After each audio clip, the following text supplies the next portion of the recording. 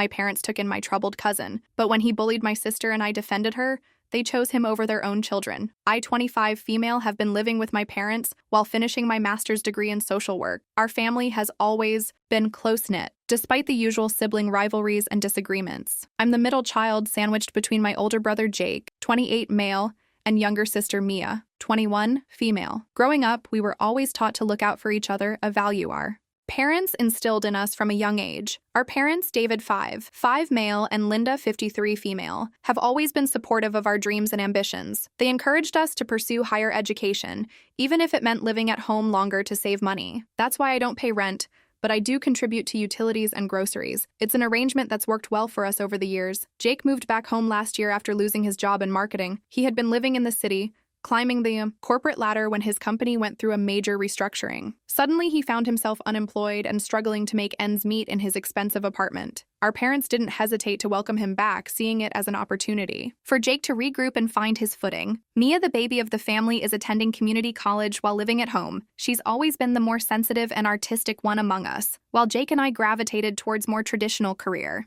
paths. Mia is pursuing her passion for photography. Our parents have been supportive, albeit a bit concerned about the financial stability of her chosen field. 2 months ago, our lives took an unexpected turn when our cousin, Alex 23 Millions, came to stay with us. Alex is my mom's sister's son, and we grew up spending holidays and summers together. He was always the life of the party, quick with a joke and never seeming to take anything too seriously. But behind that carefree exterior, Alex had his share of struggles. Alex's parents divorced when he was in high school, and he took it hard. He started acting out, getting into trouble at school, and eventually dropped out of college after only a semester. For the past few years, he's been bouncing from job to job, never really finding his place. His most recent relationship with a girl named Sarah seemed to be a turning point for the first time in years. Alex appeared to be settling down and getting serious about his future. So when Alex showed up on our doorstep 2 months ago, looking lost and defeated, it was a shock to all of us. He explained that Sarah had broken up with him, kicking him out of the apartment they shared.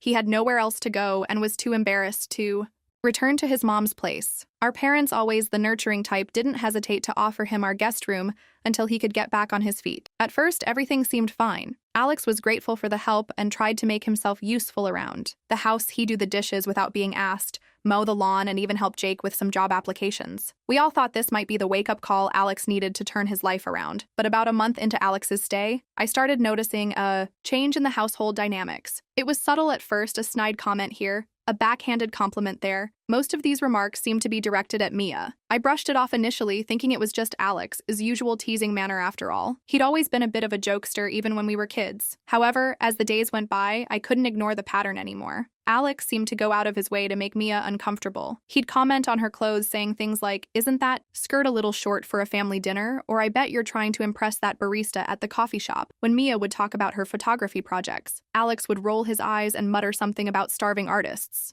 I tried to talk to Alex privately about it one afternoon when everyone else was out. I approached him in the kitchen. "Hey, Alex," I said, trying to keep my tone casual. "I've noticed you've been pretty hard on Mia lately. Is everything okay?" Alex just shrugged, grabbing a beer from the fridge. "I'm just messing around," he said. "Mia needs to toughen up if she's going to make it in the real world. Besides, it's not my fault if she can't take a joke." His dismissive attitude bothered me, but I didn't want to push too hard and create tension in the house. I decided to keep a closer eye on the situation. Instead, I started spending more time in the comment areas when Alex and Mia were both home, hoping my presence would deter any inappropriate behavior. Meanwhile, Mia had been withdrawing more and more. She used to love hanging out in the living room, sketching or editing photos on her laptop. Now she spent most of her time holed up in her room. When I asked her about it, she hesitated before admitting that Alex's comments were really getting to her. "I just feel like I can't do anything right when he's around," she confessed, her eyes welling up with tears. "But I don't want to say anything to Mom and Dad. They're already doing so much by letting Alex stay here."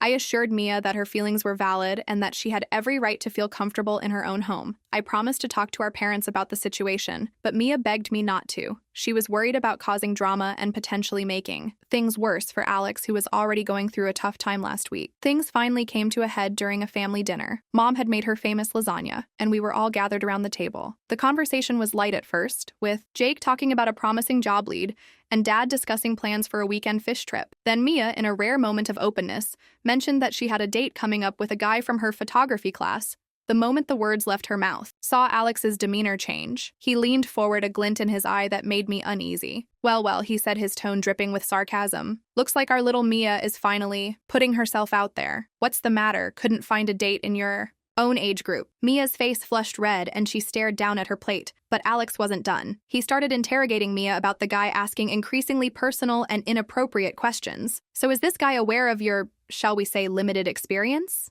Or are you planning to fake it till you make it? He sneered. I could see Mia shrinking in her chair, clearly mortified. I tried to change the subject, asking Dad about the details of his fishing trip, but Alex wouldn't let up. He turned to me. His eyes narrowed. What's the matter, sis? Afraid little Mia can't handle a little teasing? Or are you just jealous that she's got a date and you don't? That's when I lost it. The weeks of pent-up frustration came pouring out. Enough, Alex, I snapped. You're a guest in this house and you need to show some respect. Just because your life is a mess doesn't give you the right to take it out on Mia or anyone else. The table fell silent, everyone staring at me in shock. Alex's face contorted with anger. Oh, that's rich coming from you? He spat. Living at home at your age.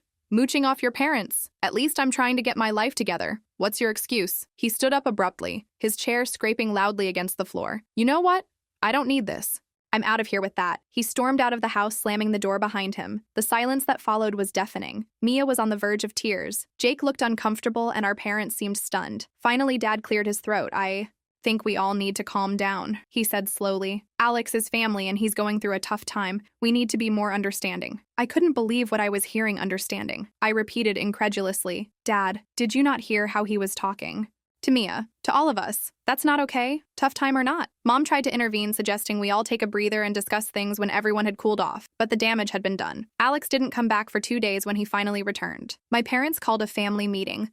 They announced that Alex would be staying with us for at least another month, and that we all needed to make an effort to get along. I tried to explain Alex's behavior towards Mia, but my parents seemed to brush it off as simple cousin rivalry. They told us to work it out amongst ourselves. Now the atmosphere in the house is unbearably tense. Alex barely speaks to me, shooting me dirty looks. Whenever we're in the same room, Mia seems more withdrawn than ever, spending almost all her time in her room with the door locked. Jake has been staying out of it entirely, saying it's not his problem and he doesn't want to get involved. I feel like I'm the only one standing up for Mia, but I'm not sure if I crossed a line with what I said to Alex. Should I apologize to keep the peace or stand my ground? I don't want to make things worse for Mia, but I also don't think it's right to let Alex treat her this way in our own home. The whole situation has me questioning everything.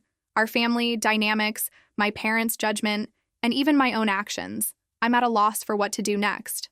Update 1. It's been about 2 weeks since my last post, and I wish I could say things have improved, but unfortunately the situation has only escalated after much internal debate. I decided to try and smooth things over with Alex. I approached him one morning when we were both in the kitchen and I apologized. OLED. For my harsh words at dinner, I explained that while I stood by my concern for Mia, I could have expressed it more tactfully. Alex seemed to accept my apology, even cracking a smile and saying water under the bridge, cause for a moment I felt a glimmer of hope that maybe we could move past this and find a way to coexist peacefully. However, that hope was short-lived, despite our apparent reconciliation. Alex's behavior towards Mia hasn't improved at all. If anything, it seems to have gotten worse, as if he's trying to make up for lost time. He's become more subtle in his jabs, making comments that seem innocent on the surface, but carry a clear undercurrent of mockery. Last weekend, Mia went on her date with the guy from her photography class. She had been nervous all week, changing her outfit multiple times and fretting about every detail. I tried to be supportive, helping her choose what to wear and giving her a pep talk before she left. As she walked out the door, I couldn't help but feel a surge of protective sisterly pride. When Mia came home later that night, Alex was sprawled on the couch in the living room watching a basketball game. As soon as Mia walked in, he muted the TV and sat up, a predatory grin spreading across his face. Well,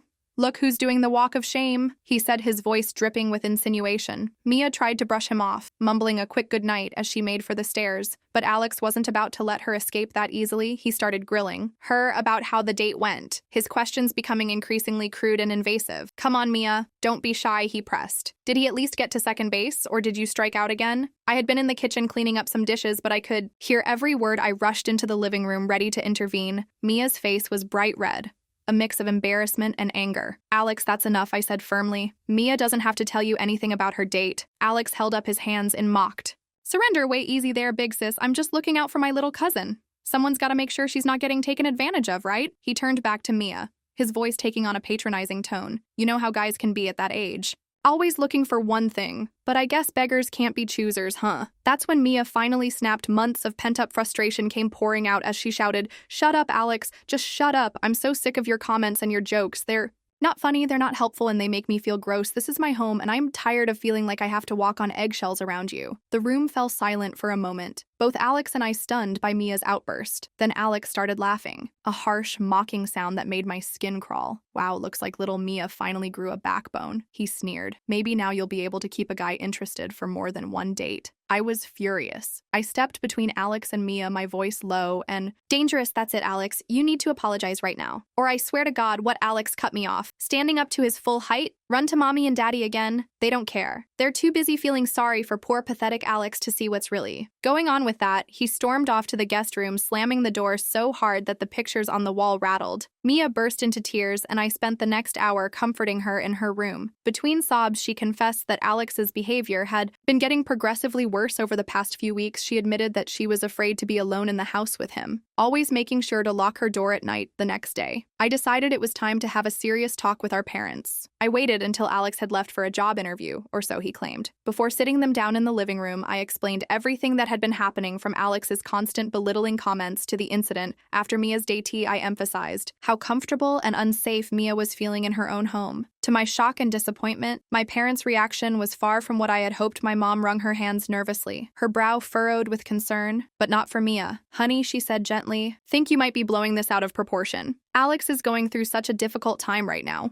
We need to be understanding and supportive." My dad nodded in agreement. "Your mother's right. Alex lost his job, his girlfriend, and his home all at once. It's no wonder he's acting out a bit. Mia's young. She needs to toughen up a little. The world isn't always going to coddle her." I couldn't believe what I was hearing. "Are you serious right now?" I asked, my voice rising with disbelief. "Alex is an adult? His hard time doesn't give him the right to harass Mia or anyone else. She doesn't feel safe in her own home." My parents exchanged a look that made my stomach drop. "Look," my dad said, his tone growing stern, "we appreciate that you're trying to look out for your sister, but you need to stay out of this. Alex is family, and we're not going to kick him out when he has nowhere else to go. So what, we just let him keep treating Mia like this?" I demanded. My mom sighed heavily. "We'll talk to Alex, okay, but you need to stop stirring up trouble if you can't live with the situation." Well, she trailed off, but the implication was clear. "Are you threatening to kick me out?" I asked, incredulous. My dad's face hardened. "No one's kicking anyone out. But if you keep causing problems, we might have to reconsider our financial support. Your tuition isn't cheap, you know?" I felt like I'd been slapped. I couldn't believe my parents were prioritizing Alex's comfort over Mia's safety and using my education as leverage to keep me quiet. I stormed out of the room, my mind reeling. Now I'm at a complete loss. Mia is miserable. Alex is unapologetic, and my parents seem determined to sweep everything under the rug. Jake is still refusing to get involved, saying it's not his problem to solve. I feel like I'm the only one trying to protect Mia, but I'm terrified of the consequences. If I push too hard, I'm starting to wonder if I should be looking for a way to move out. But I don't know how I afford it while finishing my degree. The thought of leaving Mia alone in this situation makes me sick to my stomach, but I'm running out of options. Has anyone dealt with a similar situation? How do I support Mia without completely alienating my family or jeopardizing my education? I feel like I'm trapped in an impossible situation, and I don't know where to turn next. Update 2.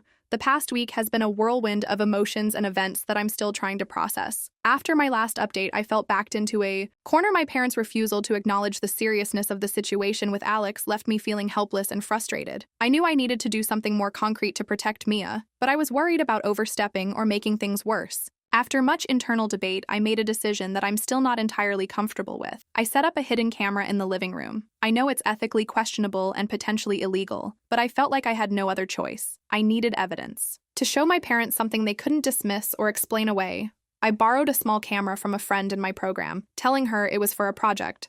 I carefully positioned it on a bookshelf, angled to capture most of the living room and part of the kitchen. For 3 days, I anxiously waited, checking the footage each night when everyone was asleep. At first, there was nothing particularly damning, just the usual family comings and goings. But on the 4th day, I caught something that made my blood run cold. The camera captured Alex cornering Mia in the kitchen while she was getting a glass of water. He blocked her path, leaning in close as he spoke. The audio was muffled, but I could clearly hear the fear in Mia's voice as she asked, him to move instead of backing off, Alex reached out and tried to touch Mia's face. She jerked away, knocking over her glass in the process as water spilled across the counter. Mia ducked under Alex's arm and ran upstairs, the sound of her door slamming. Echoing through the house, I was shaking with anger as I watched the footage. This was no longer just about snide comments or inappropriate jokes. This was physical intimidation. I immediately went to confront Alex, but he wasn't in the house, I found. Mia in her room curled up on her bed with her headphones on. When I showed her the video, she broke down in tears, admitting that Alex had been getting increasingly physical with his jokes over the past few weeks. We decided to show the video to our parents as soon as they got home from work. Their reaction was not what I expected. My mom burst into tears while my dad turned red with anger. But instead of directing that anger at Alex, he turned it on me. "How dare you set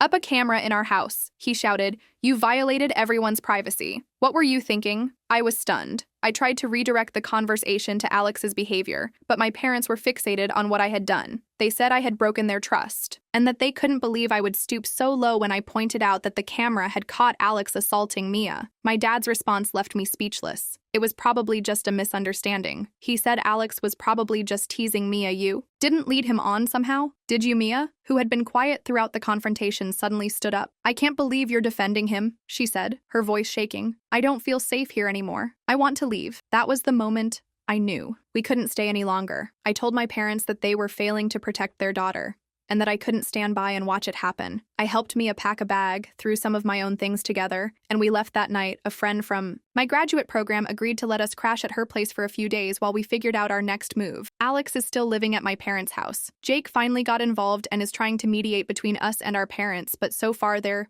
more concerned about me overreacting and dividing the family than addressing Alex's behavior. They've threatened to cut me off financially if I don't come home and apologize for the camera incident. I'm looking into options for Mia and me to get our own place, but it's going to be tight financially. I'm also considering going to the police with the video footage, but I'm worried about how that might affect Mia. She's already feeling guilty about tearing the family apart. I feel like I'm in over my head. How do I protect Mia and myself while dealing with the fallout for my family? Has anyone navigated a similar situation with unsupportive parents? Update 3. It's been a month since my last update, and so much has changed after much discussion with Mia and seeking advice from a domestic violence hotline. We decided to file a police report about Alex's behavior. It was a difficult decision, but we felt it was necessary for our safety and to prevent Alex from potentially harming others in the future. The process was intimidating, but the officers who took our statement were understanding and professional. They reviewed the video footage I had captured and took detailed accounts from both Mia and me about Alex's pattern of behavior. They explained that while some of Alex's actions might be classified as harassment rather than assault, the video evidence of him cornering Mia was particularly concerning. As part of the investigation, the police also interviewed our parents and Jake. This finally seemed to wake our parents up to the seriousness of the situation. Mom called me in tears, apologizing for not believing us sooner and begging us to come home. Dad was more reserved, but Jake told me he seemed shaken by the police involvement. We also reached out to our Aunt Alex's mom to let her know what was going on. Her reaction surprised me. Instead of defending Alex, she broke down and revealed that this wasn't the first time he had exhibited inappropriate behavior towards women. Apparently, there had been incidents in high school and college that the family had swept under the rug, hoping Alex would grow out of it. Our aunt was devastated and ashamed that she hadn't done more to address the issue.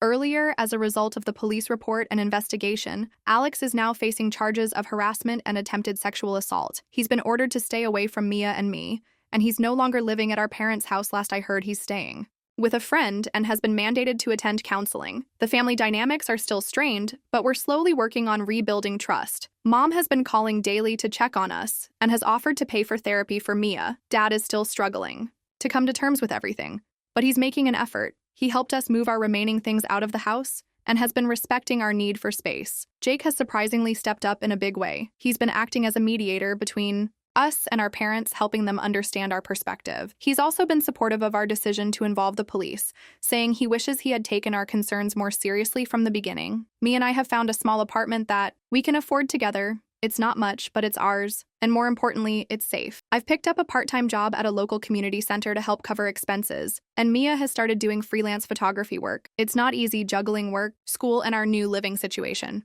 but we're managing. As for my education, I explained the situation to my graduate advisor. They were incredibly understanding and have worked with me to create a more flexible schedule. I might have to extend my program by a semester, but I'm determined to finish my degree. We're taking things day by day, focusing on healing and moving forward. There are still moments when the weight of everything that's happened hits me, but I know we made the right decision. in standing up for ourselves. If there's one thing I've learned from this experience, it's the importance of trusting your instincts and not being afraid to seek help when you need it. Thank you to everyone who offered advice and support throughout this ordeal. Your words of encouragement meant more than you know. If anyone else is in a similar situation, please don't be afraid to reach out for help. You're not alone, and you deserve to feel safe in your own home.